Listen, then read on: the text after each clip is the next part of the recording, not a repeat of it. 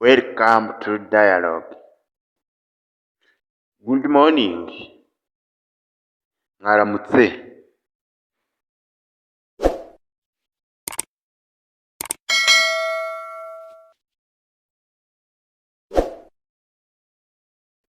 How are you? How are you? Amakuru. What is your name? What is your name? Witwa nde? Nice to meet you. Nice to meet you. Ni byiza guhura nawe. Thank you. Thank you. Urakoze.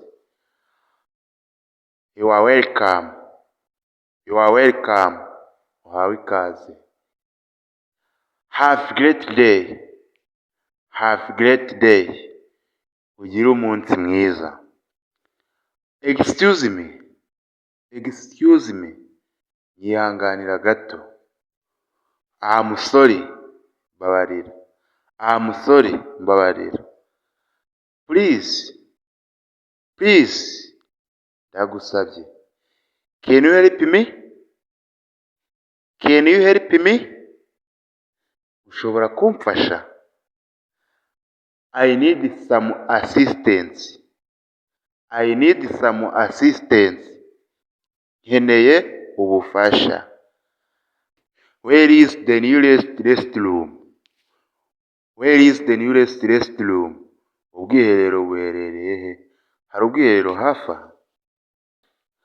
How much does it cost? How much does it cost? Iki ni angahe?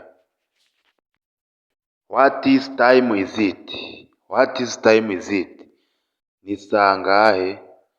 What is time is it? I love you. I love you. Ndagukunda. Ndagukunda. I miss you. I miss you. Nakubuze. Take care. Take care. Iyiteho. Take care. See you later. See you later. Tuonane. What is your favorite color? What is your favorite color? Ni irihe bara wemera? Do you have any siblings? Do you have any siblings? Ese hari abandi bavandimwe ufite? How was your day? How was your day?